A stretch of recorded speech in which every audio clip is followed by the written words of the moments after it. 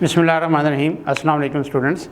जी बेटा, हमारा question number 4 first exercise का कंटिन्यू है, जिसमें हमने डोमेन और रेंज फाइंड करनी है और आखिर में उसका ग्राफ ड्रा करना है। फर्स्ट 2 टाइप्स के क्वेश्चंस हमने कर लिए थे, जिसमें पार्ट नंबर 1 और पार्ट नंबर 4 ये टाइप 1 थी, जिसमें फंक्शन सिंपल फॉर्म में था, उसमें स्क्वायर रूट नहीं था, ओवर की फॉर्म नहीं थी, ऐसे फंक्शन ब्रेक नहीं हुआ था। दूसरी कैटेगरी में टाइप 2 जो सेकंड पार्ट और थर्ड पार्ट में हमने देखा स्क्वायर रूट आ जाता है। जब स्क्वायर रूट आ जाता है तो फिर उस पर कुछ पाबंदी लग जाती है, एक्स के ऊपर यानी डोमेन के ऊपर कुछ पाबंदी लग जाती है कि आपने वो वैल्यू सिर्फ पुट करनी होती हैं कि जिनसे आंसर या 0 जनरेट हो जाए या एनी पॉजिटिव नंबर जनरेट हो। तो वो मैंने आपको पिछले लेक्चर में बहुत डिटेल में बताया था। आज हम टाइप 3 जिसमें फंक्शन की ऐसे डिवीज़न हुई है, 2 पार्ट्स भी हो सकते हैं, लेकिन अभी हमारे पास 2 पार्ट्स वाला ही है, लेकिन मैक्सिमम 3 हो सकते हैं। ठीक है, ये मैं अभी समझाता हूँ। और टाइप 4 में जिसमें फंक्शन ओवर की फॉर्म में आ जाएगा यानी रैशनल फंक्शन।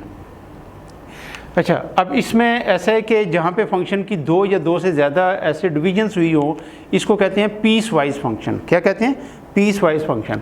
अब उसमें उन्होंने यूँ डिफ़ाइन किया होता है कि समझें कि रियल लाइन को बीच में एक जगह पे कट लगा देते हैं कि ये आधे नंबर इधर पुट कर दें और आधे इधर कर दें। जैसे ये देखें, -2 पे इन्होंने कट लगाया है कि -2 और उससे छोटे नंबर इस वाले फंक्शन में पुट करने हैं और -2 से ग्रेटर नंबर इस फंक्शन में पुट करने हैं। ठीक है, तो यहाँ पे अब पीस वाइज फंक्शन में यानी 5 और 6 पार्ट्स के लिए जहाँ पे फंक्शन के 2 पार्ट्स होते हैं, उसमें जो टेबल बनेगा वो अलग अलग बनेगा, यानी इसमें एक टेबल नहीं होगा। तो ये देखें, पहला टेबल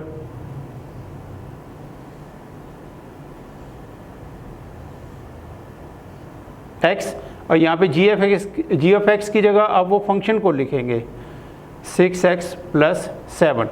अब ये -2 और उससे छोटे नंबर हैं, तो आपने ये राइट साइड से शुरू करना है, इस तरफ से। -2 छोटे नंबर कौन से होंगे? -3, -4, -5 सो ऑन। अब -2 पुट करने से ये देखें यहाँ पे आंसर क्या आ रहा है, -12 + 7 -5, फिर -18 + 7 -11, -24 + 7 -17, इसी तरह -30 + 7 -23 एंड सो ऑन। ये पहले का टेबल बन गया। फिर इसी तरीके से दूसरा टेबल आ जाएगा, x और अब फंक्शन आ जाएगा 4 - 3x और इसमें ग्रेटर देन इससे शुरू हो रहा है। -2 याद रखना है इस टेबल का हिस्सा है। अब आपसे अगर मैं ये पूछूंगा जी कि -2 से बड़ी वैल्यू क्या है, तो फ़ौरन आपके जहन में आ जाएगा जी -1। नहीं, ऐसा नहीं है। अगर मैं आपको रियल लाइन से समझाऊं, ये देखें,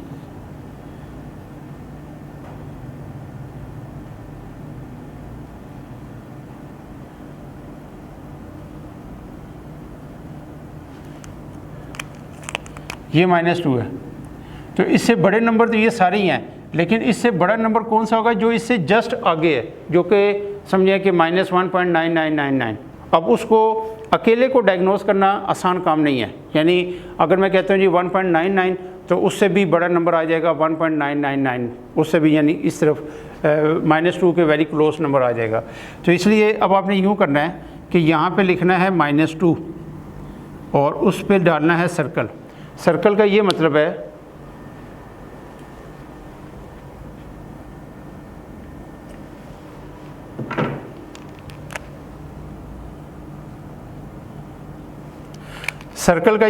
है कि ये इसका हिस्सा नहीं है डोमेन का। अब इस -2 की वजह से जो आंसर भी आएगा वो भी रेंज का हिस्सा नहीं होगा। तो देखें, -2 यहाँ पुट करने से आंसर आ रहा है 10 + 10। फिर अब इसके बाद जब मैं -1 लिखूँगा, तो अब ये अंडरस्टूड हो गया कि -2 तो इसका हिस्सा नहीं है, लेकिन उससे ऑनवर्ड यानी -2 और -1 के जो दरमियान वाले हैं वो कवर हो जाएंगे। ठीक है, तो -1, फिर 0, 1, 2 और फिर ये इस तरफ कंटिन्यू है। -1 पे देखें, ये +7 हो जाएगा, 0 पे 4 हो जाएगा, 1 पे 1 हो जाएगा, 2 पे 4 - 6 -2 हो जाएगा एंड सो ऑन। तो अब इसमें डोमेन जो है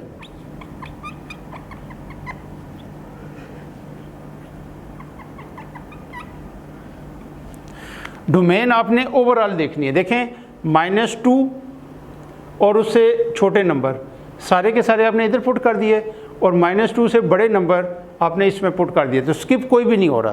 तो इसलिए जो इसकी डोमेन होगी वो तो हो जाएगी रियल, ठीक है, R।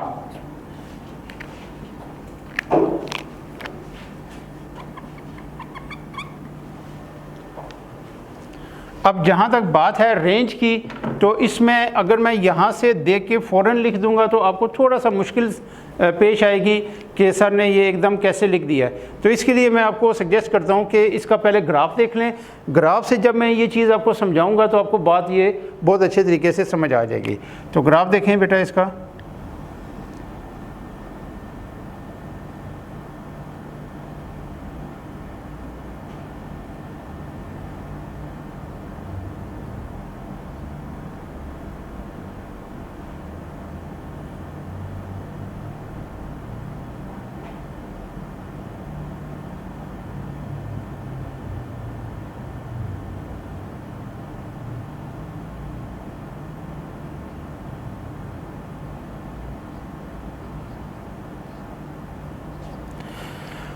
पहले इसका ग्राफ देखें, -2 पे ये 5 है, ये -2 और 5 आ जाएगा -6 से जस्ट ऊपर कर लें तकरीबन यहाँ पे। अब ये याद रखना है कि इसका ये स्टार्ट है, फिर -3 पे -11 है, इसी तरह -4 पे ये -17 है तकरीबन यहाँ पे, और ये ग्राफ ऐसे कंटिन्यू है यूँ। ये यहाँ से स्टार्ट हुआ और नेगेटिव साइड पे जारी है। फिर आगे क्या है, -2 पे ये 10 है, -2 किधर है, ये इस पे 10 है 9 से जस्ट ऊपर। तो इस जगह पे आपने सर्कल डालना है यूँ। क्या डालना है, सर्कल।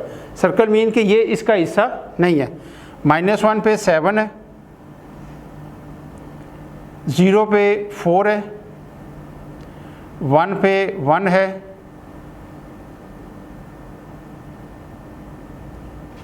2 पे -2 है, एंड सो ऑन।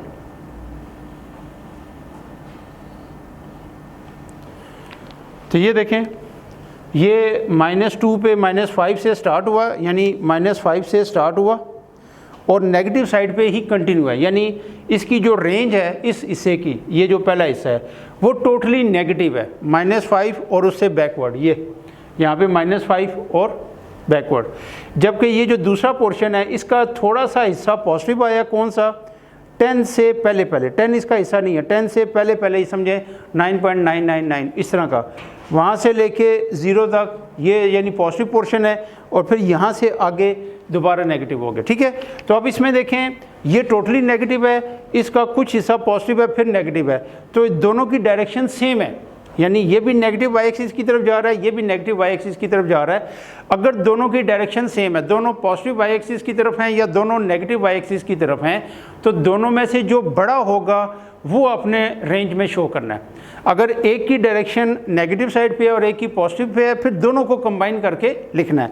अभी क्योंकि ये -5 से ऑनवर्ड नेगेटिव है, इसका कुछ हिस्सा पॉजिटिव बाकी नेगेटिव, तो ये नेगेटिव को कम्प्लीटली शो कर रहा है और कुछ हिस्सा पॉजिटिव है, तो ये बड़ी वैल्यू है, ठीक है, यानी ये बड़ा सेट है, ये उसका सब सेट है। तो अब जब मैं इसको शो करूँगा, यानी ये वाली रेंज शो करूँगा, तो उसके अंदर अल्टीमेटली इसकी रेंज आ जाएगी। अब याद रखना है कि ये जो डोमेन और रेंज है वो ओवरऑल जी की है, इनकी अलग अलग डोमेन रेंज नहीं लिखनी, यानी ओवरऑल ये क्वेश्चन एक ही है, फंक्शन एक ही है, आगे उसके टुकड़े हुए हैं, ठीक है। तो रेंज आ जाएगी इसकी, ये देखें क्या, ये क्योंकि नेगेटिव साइड पे जा रहा है तो -∞ की तरफ ओपन ब्रैकेट और किधर तक, 10 तक, लेकिन 10 भी क्योंकि इसका हिस्सा नहीं है तो 10 की तरफ क्या हो जाएगा, ओपन ब्रैकेट हो जाएगी, ठीक है। मज़ीद देखें अगला पार्ट, आपको मज़ीद इंशाल्लाह बात समझ आ जाएगी। यहाँ पे देखें 3 से लेस नंबर इधर पुट करें, यानी +3 से, ये यहाँ से लेस नंबर इधर पुट करें, 3 और 3 से बड़े नंबर इसमें पुट करें। तो ये देखें 2 टेबल पहले आपने बनाने हैं,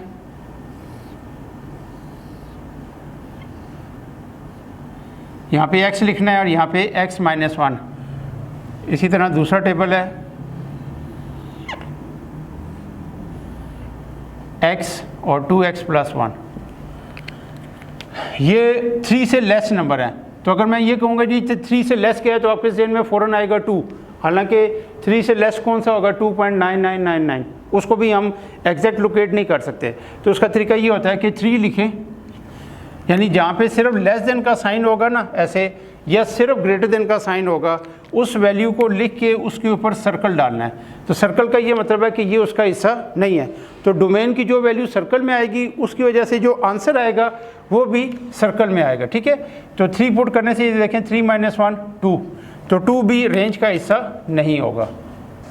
अब यहाँ से ऑनवर्ड जब अब आप नेक्स्ट 2 लिखोगे ना तो वो बीच वाले सारे नंबर कवर हो जाएंगे, 1 0 -1 और फिर ये नेगेटिव साइड पे सो ऑन है। 2 पुट करेंगे तो 1 1 पे 0 0 पे -1 -1 पे 2। अब ये यहाँ पे देखें 3 के साथ इक्वल टू का भी साइन है, इसका मतलब 3 जो इसका हिस्सा है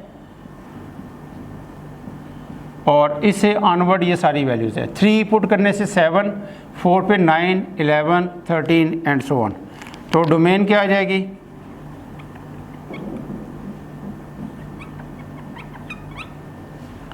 डोमेन तो जैसे मैंने बताया कि जो पीस वाइज फंक्शन होता है, अगर इसमें ये दोनों वैल्यू सेम है, यानी जैसे एक जगह पे उस नंबर से कम है और दूसरी जगह पे उस नंबर के इक्वल या उससे ग्रेटर हैं, तो फिर डोमेन हमेशा रियल होगी। अगर यहाँ पे 3 से लेस है और इधर कोई और नंबर है, 5 है 10 है कोई और है, तो फिर हमें देखना पड़ेगा कि अब कौन से नंबर स्किप हो रहे हैं, ठीक है। अभी ये देखें ये दोनों नंबर सेम है, ये दोनों नंबर सेम है, तो डोमेन हमेशा क्या होगी, रियल होगी। रेंज को थोड़ा सा मैं इधर लिख देता हूँ। यहाँ भी रेंज में देखें इसका थोड़ा सा हिस्सा पॉजिटिव हुआ और फिर नेगेटिव, जबकि इस तरफ इसका आंसर टोटली पॉजिटिव है। तो अब इसमें पहले ग्राफ देख लें, फिर मज़ीद ज़रा आपको आसान हो जाएगा इसको अंडरस्टैंड करना।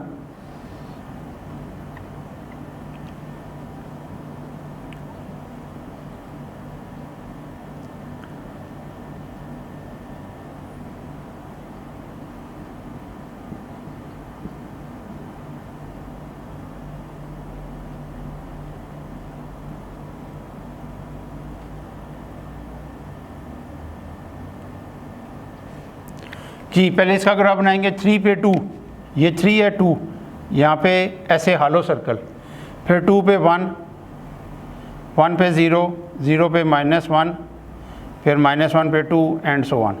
तो यहाँ से हालो सर्कल के अंदर से लाइन नहीं ज्वाइन करनी, हालो सर्कल के साथ। तो ये यानी थोड़ा सा पॉजिटिव हुआ और आगे कंटिन्यू है। थोड़ी सी लाइन टेढ़ी होगी है, आपने स्केल ला के इसको बिल्कुल स्ट्रेट ड्रा करना है, यानी ये स्ट्रेट लाइन आएगी क्योंकि ये दोनों क्या है, लीनियर फंक्शन है, ठीक है। इसी तरह दूसरे में 3 पे 7 है, 4 पे 9 है, 5 पे 11 है एंड सो ऑन, ये ठीक। तो अब आप देखें कि एक नेगेटिव साइड पे जा रहा है और एक पॉजिटिव साइड पे। अब आपने दोनों को मिला के इंटरवल इसका लिखना है, ठीक है। इसको मैं थोड़ा सा नीचे लिखता हूँ, यहाँ पे इंटरवल शो करना है। ये देखें, अब नेगेटिव वाले को पहले लिखिए आप, ये -∞ से किस तरफ तक, 2 तक कि, लेकिन 2 क्योंकि इसका हिस्सा नहीं है तो इसकी तरफ भी ओपन ब्रैकेट। फिर नेक्स्ट कहाँ से शुरू हुआ, 7 से शुरू हुआ और किधर जा रहा है, प्लस साइड पे इन्फिनिटी की तरफ ओपन ब्रैकेट, और बीच में क्या आ जाएगा, यूनिवर्सल यूनियन, कि दोनों इंटरवल को मिलाने के लिए यूनियन आ गया, ठीक है जी। नेक्स्ट 7 और 8 यहाँ पे ये रैशनल फंक्शन आ जाएगा। तो ये बहुत आसान हो गया, यानी इसमें उसने आपकी मुश्किल पहले से ही आसान कर दी है कि वो खुद बता देता है ये वैल्यू पुट नहीं करनी, बाकी जो मर्ज़ी पुट करें। अब जैसे इसमें उसने कह दिया x is not equal to -1, इसमें x is not equal to 4, ठीक है। तो यहाँ पे देखें उससे पहले, क्योंकि अब हमें पता तो लग गया -1 पुट नहीं करना, लेकिन यहाँ पे इसको फैक्टराइज करें तो ये मिड टर्म ब्रेक करने के बाद आएगा x+1 into x+2 divided by x+1, जिसमें से x+1 कैंसिल हो जाएगा।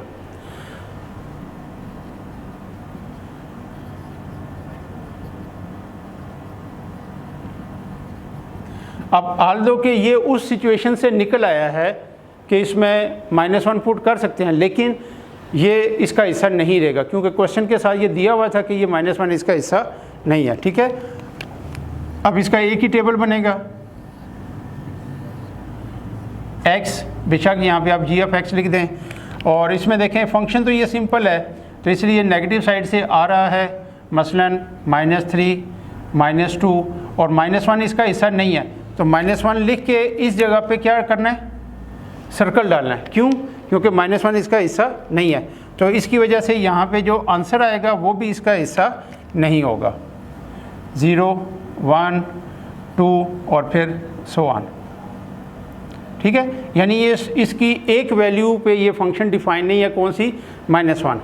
तो -3 पुट करने से -1 आ रहा है, फिर 0 आ रहा है, -1 पे +1 आ रहा है, 0 पे 2 आ रहा है, फिर 3 आ रहा है, फिर 4 आ रहा है, एंड सो ऑन। अब इसकी डोमेन देखें,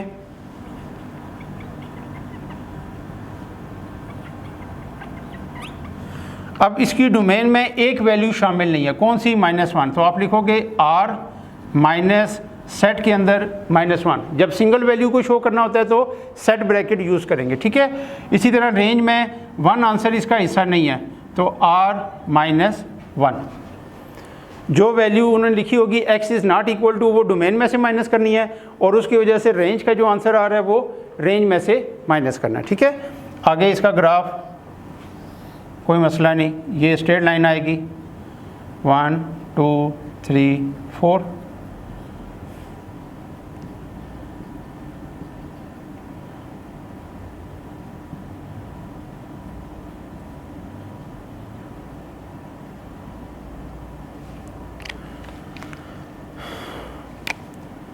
-3 पे ये -1 है, 2 पे 0 है, -1 पे क्या है, 1 है, तो ये सर्कल आएगा। 1 पे 2, 0 पे 2, 1 पे 3, 2 पे 4 एंड सो ऑन।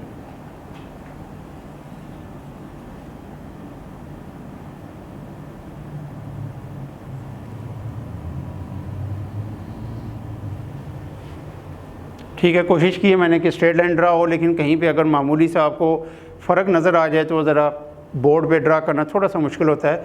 तो ये जैसे मैंने कहा कि ग्राफ के ऊपर अगर आप ड्रा करेंगे तो 100% एक्यूरेट होगा, अदरवाइज़ अगर आप पेज के ऊपर कर रहे हैं तो फिर स्केल रख के इसको स्ट्रेट लाइन ड्रा करना है। ठीक है, तो अब ये याद रखना है कि इस जगह पे ये डिसकंटिन्यू है, कहाँ पे, ये इस जगह पे -1 के अगेंस्ट 1 आंसर। ठीक है, ये हालो सर्कल नज़र आना चाहिए, नहीं तो ये अगर हालो सर्कल यूँ फिल हो गया ना ऐसे, तो ये गलत हो जाएगा। ठीक है, फिर ये डिफ़ाइन हो जाएगा कि जी -1 पे भी डिफ़ाइन है और इसके नंबर कट जाएंगे। तो इसको चले मैं कलर चेंज कर देता हूँ ताकि आपको अंदाज़ा हो जाए कि यहाँ पे ये कंटिन्यू नहीं है। ठीक है जी, बिल्कुल सेम यही कॉपी इधर है, देखें यहाँ पे पहले आप इसको फैक्टराइज कर लें, x -4 और x +4, x -4 कैंसिल, तो g ऑफ x आ जाएगा x +4, x is not equal to 4।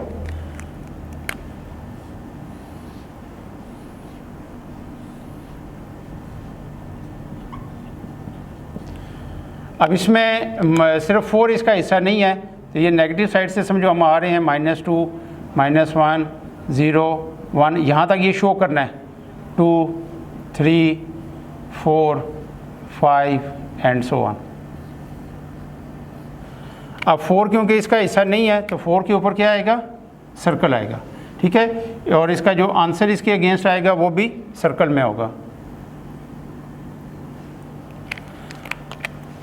-2 पे ये 2, 1 पे 3, फिर 0 पे 4, 5, 6, 7, 8, 9 सो ऑन। अब डोमेन,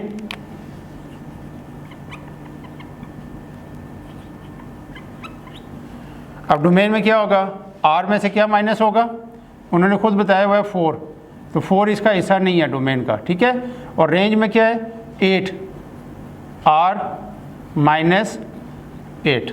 ठीक है, उम्मीद है कि अब आपको ये बात समझ आ गई होगी। और ग्राफ भी देख लें,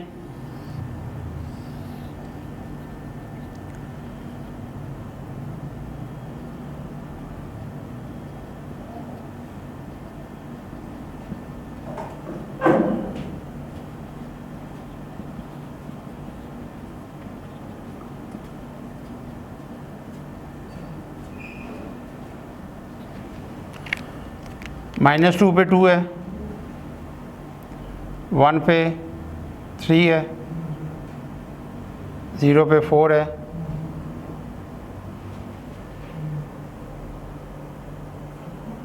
1 पे 5, 2 पे 6, 3 पे 7 और 4 पे जहाँ पे 8 बनेगा वो हॉलो सर्कल आएगा, 5 पे 9 एंड सो ऑन।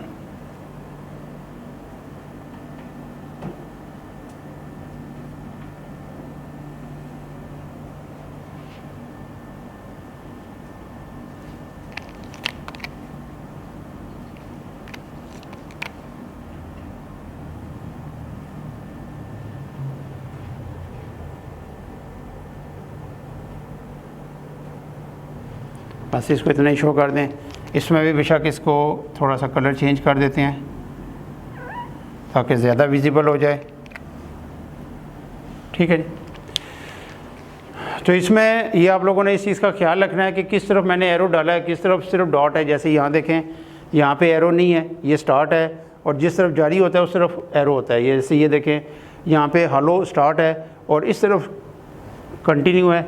इसी तरह यहाँ पे ये स्टार्ट है और ये कंटिन्यू है, ये स्टार्ट है, ये कंटिन्यू है। और इसमें क्या है, ये बीच में ब्रेक आई है, इस तरफ भी जा रही है, इस तरफ भी जा रही है, इसी तरह ये भी है। तो ये इन एरोज़ का बहुत ज़्यादा ख्याल रखना है, यही असल चीज़ इसको बता रही होती है और यही कह लो कि इसके कॉन्सेप्ट्स हैं। अगर आप इस चीज़ को समझ जाएंगे तो फिर कोई प्रॉब्लम नहीं है।